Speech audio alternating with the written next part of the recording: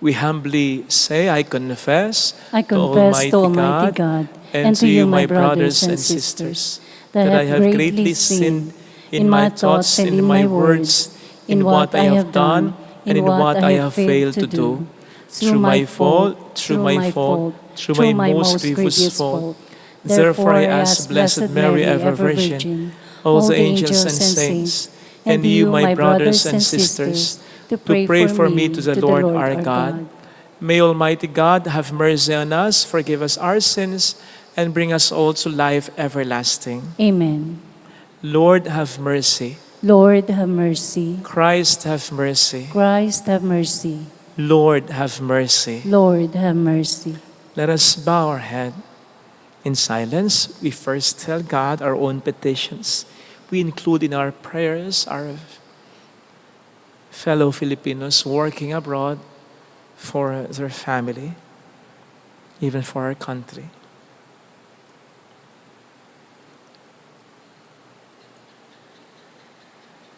Let us pray, O God, who called Saint Bruno to serve you in solitude, grant through his intercession that amidst the changes of this world, we may constantly look to you alone.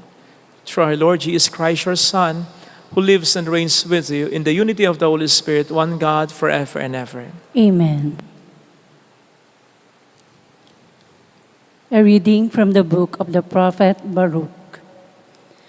During the Babylonian captivity, the exiles prayed, "Justice is with the Lord our God, and we today are flushed with shame, we men of Judah and citizens of Jerusalem, that we with our kings and rulers and priests and prophets, with our ancestors, have sinned in the Lord's sight and disobeyed him.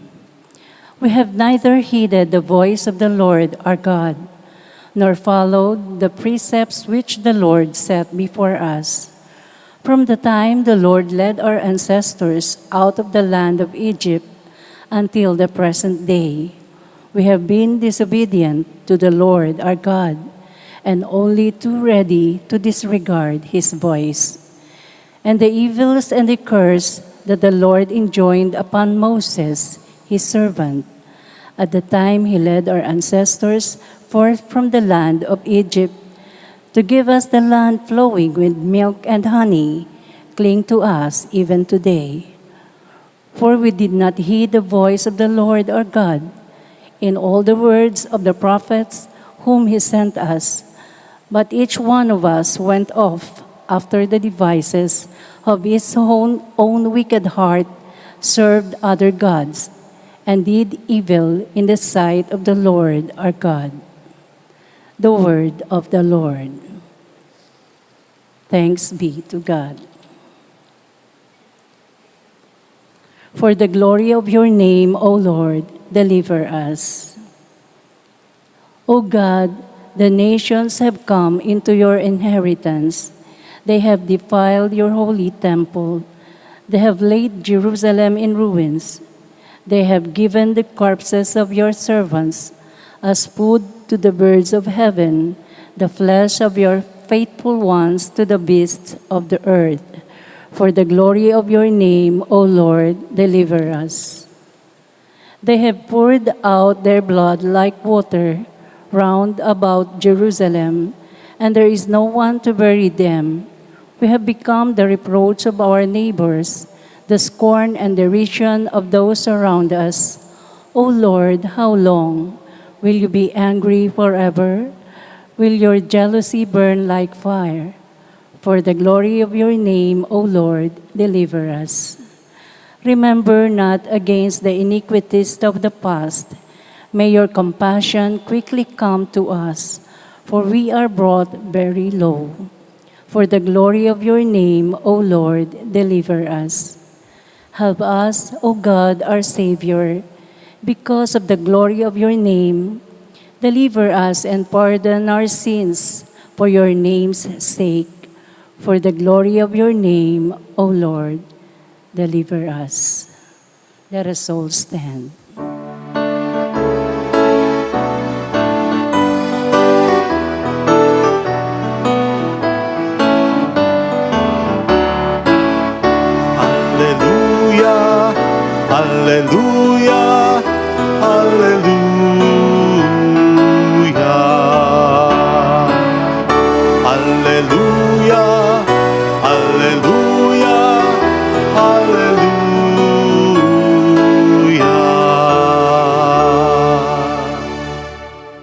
The Lord be with you. And with your spirit. A reading from the Holy Gospel according to St. Luke. Glory to you, O Lord. Jesus said to them, "Woe to you, Chorazin! Woe to you, Bethsaida! For if the mighty deeds done in your midst had been done in Tyre and Sidon, they would long ago have repented, sitting in sackcloth and ashes. But it will be more tolerable for Tyre and Sidon at the judgment than for you. As for you, Capernaum, will you be exalted to heaven? You will go down to the netherworld. Whoever listens to you listens to me. Whoever rejects you rejects me. And whoever rejects me rejects the one who sent me." The Gospel of the Lord. Praise to you, Lord Jesus Christ. Sino dito, sino sa inyo ang gusto ng pribilehiyo? Halimbawa, yung pribilehiyo na mauna sa linya, makaupo sa malapit sa entablado kapag may magandang konserto, makausap, maka-meet and greet ang Pangulo o ang paboritong artista at makapagpa-picture asama nila. Ang makapunta sa isang lugar na may pocket money pa, ang makadaan sa isang ruta na ipinagbabawal sa iba, ang makapag-aral ng may libreng matrikula. Come on!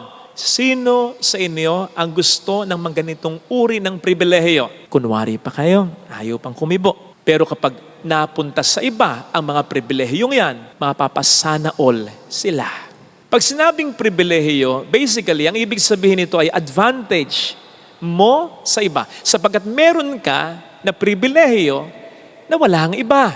Kahit po, search ninyo sa dictionary, yan ang sasabihin. Basically, it's an advantage that you have which others don't have. Kaya, kinaiinggitan madalas ang may mga pribilehiyo.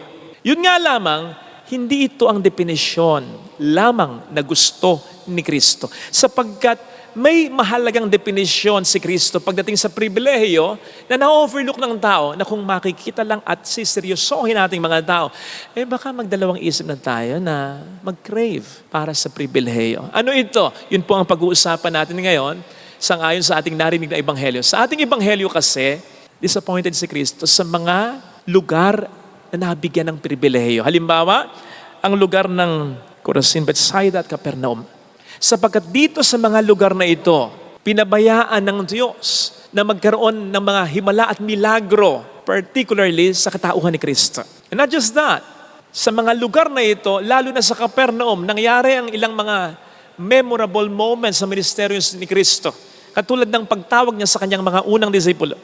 Bagay na hindi naibigay sa ibang mga lugar tulad ng Tiro at Sidon. Kaya privilege ang mga taga Chorazin, Bethsaida at Capernaum sapagkat meron silang mga advantages that were not given to others. Yun nga lamang, ang definition nila ng pribilehiyo ay parang katulad lang kanina ng ating pinag-uusapan. Advantage lamang nila sa iilan at hanggang doon lang. Nakalimutan nila na may isang pisngi pa ang pribilehiyo para kay Kristo. At yun ay ang responsibilidad ng mga may pribilehiyo sa Diyos at sa kapwa-tao. Natatandaan po ninyo sa movie ni Spider-Man, ang sabi ng kanyang uncle sa kanya, nung may moment na napapagod na siya o hindi niya tinutupad ang mission niya bilang Spider-Man, with great power comes great responsibility. Napalagay ko ay pagpapakahulugan din ng nauna ng sinabi ng ating Panginoong Jesucristo sa Luke 12:48. Ang sabi doon ay, to whom much is given, much is also required. Sa Tagalog, sa sino mang binigyan ng marami, ito'y hahanapan din ng marami. Sa pagpapatuloy pa nito ay sinabi ng ating Panginoon, sa mga taong pinagkalooban ng lalong marami, ito ay hahanapan pa ng lalong marami. So, pagdating kay Kristo, ang meaning ng privilege ay hindi lang advantage. Sa halip, ito'y advantage plus responsibility or advantage with responsibility. Hindi po natin dapat alisin yung responsibilidad sa advantage sapagkat aabusuhin ng tao yung advantage o yung privilege na yan. At yun na ang katapusan ng mga magagandang karanasan. Yun na ang magiging kasiraan ng taong may privilege at ng mga taong maapektuhan in a very wrong way ng kanyang hinahawakang privilege. Si Tony Fowler ay isa sa sikat ngayong vlogger, TikToker dito sa ating bayan with almost 8 million subscribers and followers. So imagine yung privileges na na-enjoy ng taong ito. Kasama na dyan, of course, yung privilege ng influence. Imagine, 8 million followers. Pero para bagang ang definition niya ng privilege ay hanggang doon lamang sa kanyang advantage. Wala na yung responsibility. Ito'y nakita ko kasi kinasuhan po siya ng samahan ng mga social media broadcasters ng Pilipinas dahil may mga videos daw siya allegedly. Actually, tiningnan ko rin. Para makita ko lang kung tama yung ina-accuse sa kanya, ha? Sabi ko, bakit mga ganito ang mga videos ngayon? Ang mga MTV ngayon. Anyway, so ganon. Yun yung kaso sa kanya, mga hindi magaganda na mga impluensyang mga videos. Ang sagot niya sa akusasyon sa kanya ay ganito. Part ng kanyang naging sagot ay ganito. Gaya ng kalayaan ninyo na tawagin akong bastos, malaswa, at hindi magandang halimbawa tulad ng aking kanta, may kalayaan din akong ariin ang aking sarili. Kasama dito ang pag-aari ko sa aking katawan, sa aking pagkababae, at higit sa lahat, ang pag-aari ko sa nais kong gawin, sabihin, kantahin o sayawin. Dahil hindi nito binabawasan o inaapakan ang karapatan ng ibang tao. Hindi nyo pag-aari ang mga ito. Katawan ko ito, kwento ko ito, medyo bastos yung isang word, tutut ko ito, opinion ko at pagkababae ko. Akin ito at hindi sa inyo. Honestly, pinagdadasal ko si Tony. Kasi nakita ko naman dun sa pagganap niya, halimbawa sa Batang Quiapo ba yun? Okay naman eh. Talented eh. Sayang. Pinagdarasal ko siya. Anong dasal ko para sa kanya? Una, ma-realize niya na yung talent na meron siya, yung mga privileges na meron siya ay pahiram lang, pinagkatiwala lamang ng Diyos sa kanya. Pangalawa, dahil ito'y pahiram o pinagkatiwala lamang ng Diyos sa kanya, pwede itong kunin anytime sa kanya. Pangatlo, tayong lahat tulad niya ay haharap sa Panginoon na nagbigay sa atin ng mga privileges o talents na ito. At ang lahat ng ito ay account natin sa kanya. Paano? I-report natin kung paano natin ito ginamit. At dahil ang Diyos ang siyang nagbigay ng mga privileges na ito, ang Diyos ay mabuti, dapat natin itong gamitin sa mabuti at hindi sa masama. Alam po ninyo, masama yung paggawa ng masama, pero mas masama yung dahil sa atin, may iba pang mga taong makagagawa ng masama. Pero mayroong mas masama pa. Ito yung binigyan tayo ng privileges, pero sa halip na gamitin natin sa mabuti, dahil ipinigay ito sa atin ng Diyos na mabuti, ginamit pa natin sa masama. Yun ang pinakamasama. Na-experience na po ba yung may ginawa kayong mabuti, hindi man lang kayo napasalamatan? Sakit yan. Kawalang utang na loob yan. Pero mas masakit at mas kawalang utang na loob, yung hindi ka na nga napasalamatan, ginawan ka pa ng kasamaan. Kaya ako sinasabing, matinding kasalanan yung naging misya pa tayo ng kasalanan ng iba sa pamamagitan ng paggawa ng masama dahil sa mga privileges na mayroon tayo na dapat ay ginamit sana natin sa kabutihan. Biruin mo, mayroon sa iyong binigay ang Diyos, pero ginamit mo laban sa Diyos. At yun ang ikinalulungkot ni Kristo sa mga taga-Corazin, Bethsaida at Capernaum. Yung sinasabi niya ditong, woe to you. Hindi ito equivalent sa pagkasabi ng Panginoon na buti nga sa inyo. Sige, magdusa. Hindi. Yung woe to you dito ng Panginoon sa mga taga-Corazin, Bethsaida at Capernaum ay kaawa-awa kayo, saaban ninyo. Ang sabi ng Biblia, hindi natutuwa ang Diyos sa kamatayan ng isang taong makasalanan. Yun ang pinapahiwatig ni Kristo dito.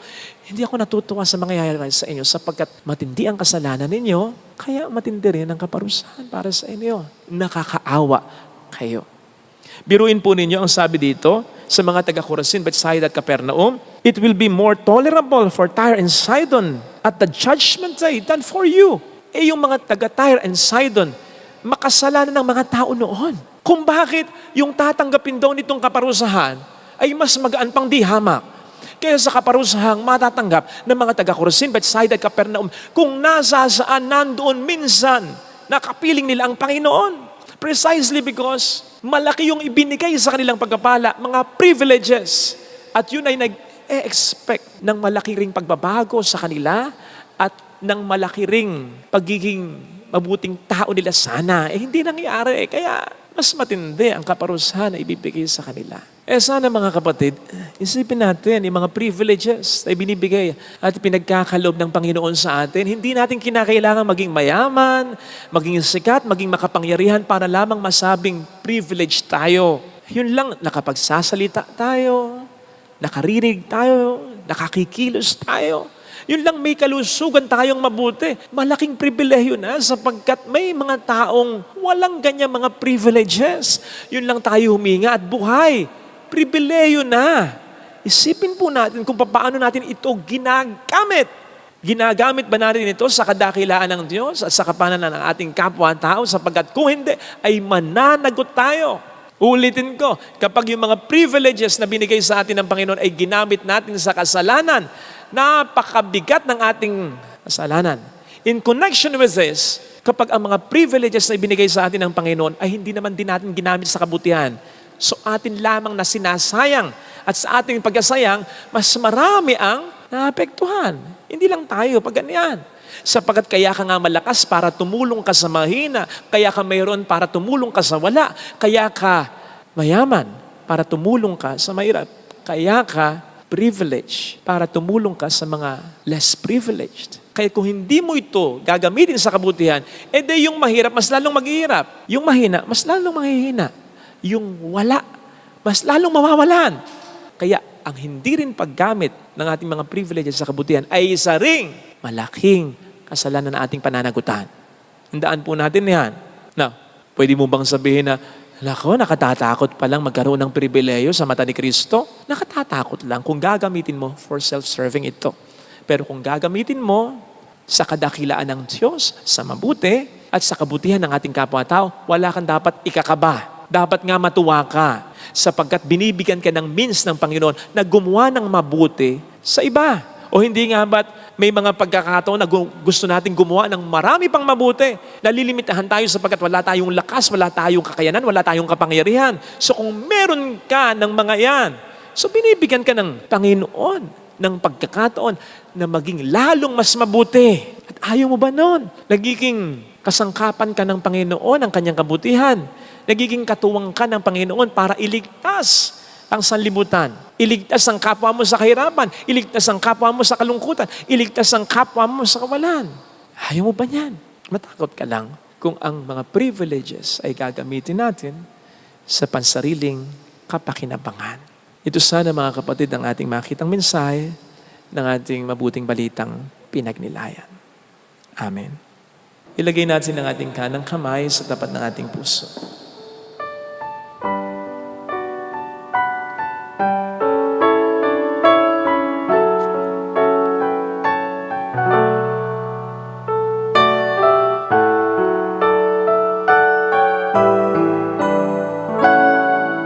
Alam kong may magagawa ang Diyos. Alam kong may magagawa Makapangyarihan siya. ang Diyos. Alam kong may magagawa ang Diyos. Alam kong may magagawa Walang imposible sa Kanya. ang Diyos. Kung ako'y magtatapat, Kung ako'y magtatapat sa Kaniya'y maglilingkod, sa Kanya'y maglilingkod. alam kong may magagawa ang Diyos. Alam kong may magagawa ang Diyos. Alam kong di rin ng Diyos ang sabi, Alam kong di sapagkat mahal niya ako. ng Diyos ang sama ko. Alam kong di rin ng Diyos ang sabi, Alam kong di sapagkat anak niya ako. ng Diyos ang sama ko. Kung ako'y magtatapat, Kung ako'y sa Kaniya'y maglilingkod, sa Kanya'y maglilingkod. alam kong di rin ng Diyos ang sabi. Dikit natin ang ating mga mata. Panginoon, pasensya na kung mayroong mga pagkakataong napapagod ako sa aking mga obligasyon. Pero dapat ko nga palang makita na kaya nga ako may trabaho, kaya nga ako may talento, kaya nga ako may pera para maging daluyan ng biyaya mo sa iba. Lalo na sa aking pamilya. Na kung wala ako, na kung wala akong maibibigay, kung wala yung mga pribilehiyong ito, kawawa nga rin sila sapagkat sila sa akin ay umaasa. Kaya tulungan mo ko, Panginoon, na mula ngayon na makita ang halaga ng mga ginagawa ko. Hallelujah! Upang pahalagahan ko ang trabaho. Hallelujah! Upang mas lalo ko ang pagbutihin ang talento. Siya ay muling babalik sa akin. Upang mas lalo ko pang pagyamanin. Upang hindi mo itukurin sa akin. Hallelujah! Upang hindi ako magkakagawa ng kapapayaan, kasalanan. Upang hindi ako maging pabigat sa ibang pamalikan, Panginoon. Upang tayo ay sabihin mo sa iyo, mayroong magandang nangyayari sa iyo. Kung paggagamit ka sa Panginoon, na maging pagpapala sa ibang tao, sapagkat kung hindi, babawiin ito ng Diyos sa iyo. Darating ang pagkakataon na wala kang ibang sisihin, kundi ang sarili mo. Dahil hindi mo ginamit ng wasto ang pribilehiyo sa iyo. Hindi ka unlad kasama ang pamilya mo. At balang araw, yun ang sasabihin ng Diyos sa iyo. Binigyan kita ng pagkakataon. Hindi mo ginamit ng wasto. Sino ngayon ang sisihin? Kundi ang sarili mo.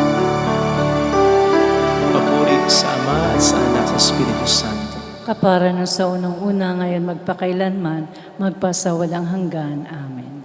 Offertory.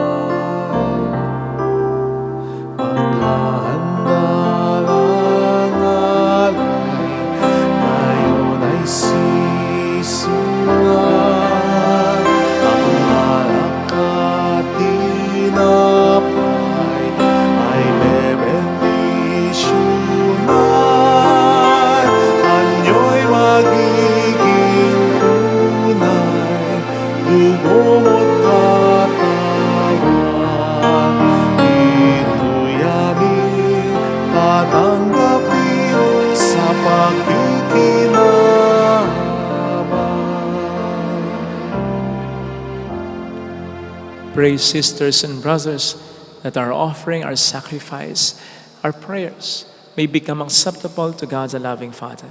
May the Lord accept the sacrifice at your hands for the praise and glory of His name, for our good and the good of all His holy church. Receive, O Lord, we pray, the offerings placed on your altar in commemoration of Saint Bruno, so that as you brought him glory, you may, through these sacred mysteries, grant to us your pardon through Christ our Lord. Amen. The Lord be with you. And with your spirit, Lift up your hearts. we lift them up to the Let Lord. us give thanks to the Lord our God. It is right and just. It is truly right and just, our duty and our salvation, always and everywhere to give you thanks, Lord, Holy Father, Almighty and eternal God, through Christ our Lord. For us on the festival of Saint Bruno, you bid your church rejoice.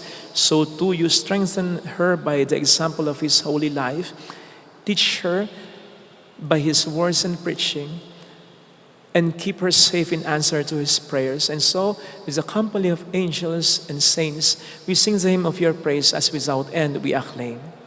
Holy, holy, holy Lord God of hosts, heaven and earth are full of your glory. Hosanna in the highest. Blessed is he who comes in the name of the Lord. Hosanna in the highest. You are indeed holy, O Lord, the fount of all holiness. Make holy, therefore, these gifts, we pray, by sending down your Spirit upon them like the dew fall, so that they may become for us the body and blood of our Lord Jesus Christ. At the time He was betrayed and entered willingly into His passion, He took bread, giving thanks, broke it, gave it to His disciples, saying, "Take this, all of you, and eat of it. For this is my body, which will be given up for you."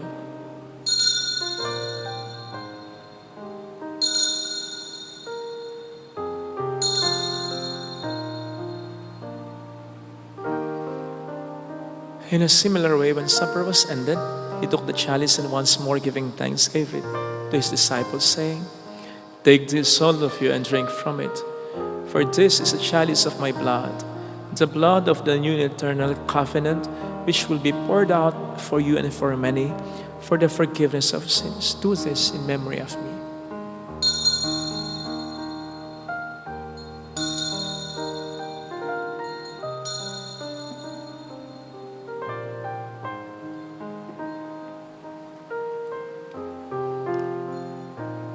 Let us proclaim the mystery of our faith. Save us, Savior of the world, for by your cross and resurrection you have set us free. Therefore, as we celebrate the memorial of His death and resurrection, we offer you, Lord, the bread of life and the chalice of salvation, giving thanks that you have held us worthy to be in your presence and minister to you. Humbly we pray that partaking of the body and blood of Jesus, we may be gathered into one by the Holy Spirit. Remember, Lord, your church spread throughout the world and bring her to the fullness of charity, together with Francis, our Pope, Dennis, our Bishop, and all the clergy. Remember also our brothers and sisters who have fallen asleep in the hope of the resurrection, and all who have died in your mercy. Welcome them into the light of your face. Have mercy on us all, we pray, that with the Blessed Virgin Mary, Our Lady of Lazaret, Mother of God, Saint Joseph, her spouse, with all the blessed apostles and saints you have pleased you throughout the ages, we may merit to become co-heirs to eternal life and may praise and glorify you through your Son, Jesus Christ. Through Him and with Him and in Him, O God, Almighty Father, in the unity of the Holy Spirit, all glory and honor is yours forever and ever. Amen. Gathering all our prayers and intentions into one, we call on God our Father. Deliver us, we pray, from every evil. Graciously grant peace in our days, that by the help of your mercy we may be always free from sin and safe from all distress, as we await the blessed hope and the coming of our Savior, Jesus Christ. For the kingdom, the power, and the glory are yours now and forever. Lord Jesus Christ, who said to your apostles, "Peace I leave you, my peace I give you," look not on our sins, but on the faith of your church, and graciously grant her peace and unity in accordance with your will, who live and reign forever and ever. Amen. The peace of Jesus be with you always. And with your Let us spirit. offer one another the sign of God's peace. Peace be with you. Lamb of God, Lamb of God, you take away the sins of the world, have mercy on us. Lamb of God, you take away the sins of the world, have mercy on us. Lamb of God, you take away the sins of the world, grant us peace. behold Jesus, the Lamb of God who takes away the sins of the world. Happy are those invited to receive Him. Lord, I am not worthy that you should enter under my roof, but only say the word, and my soul shall be healed.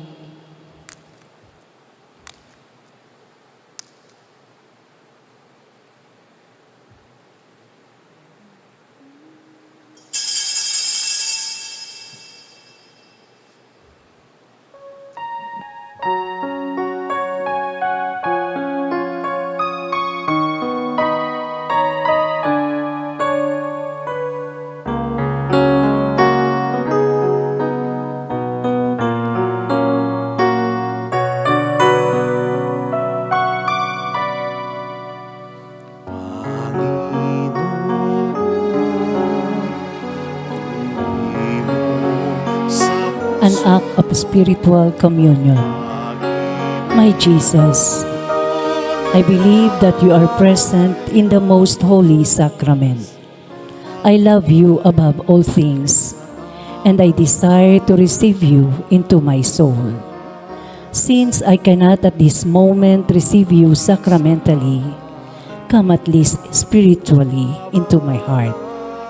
I embrace you as if you were already there and unite myself wholly to you.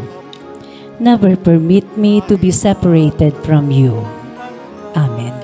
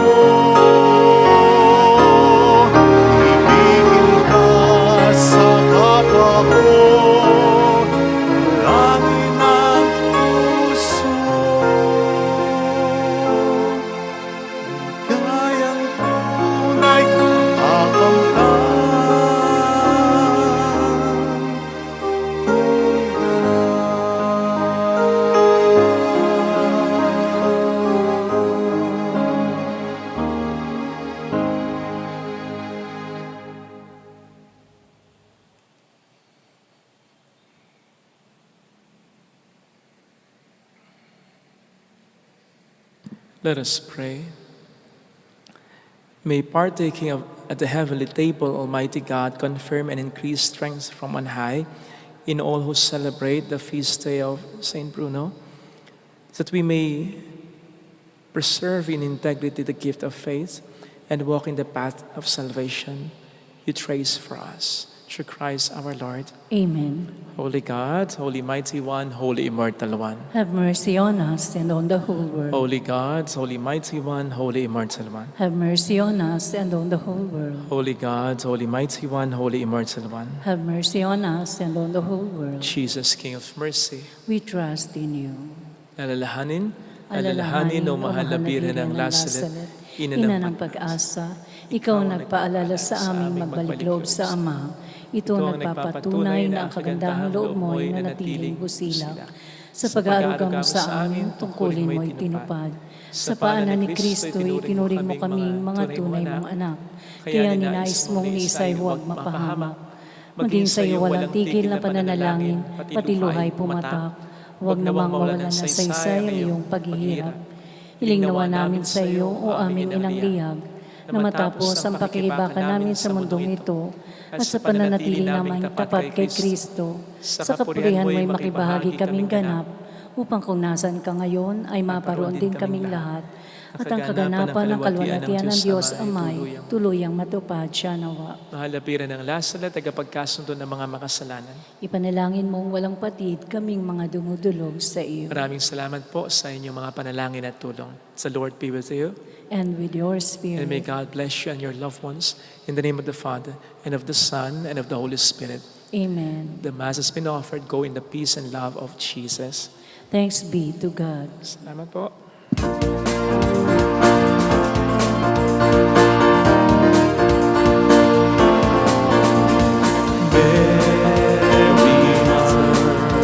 of the Lord.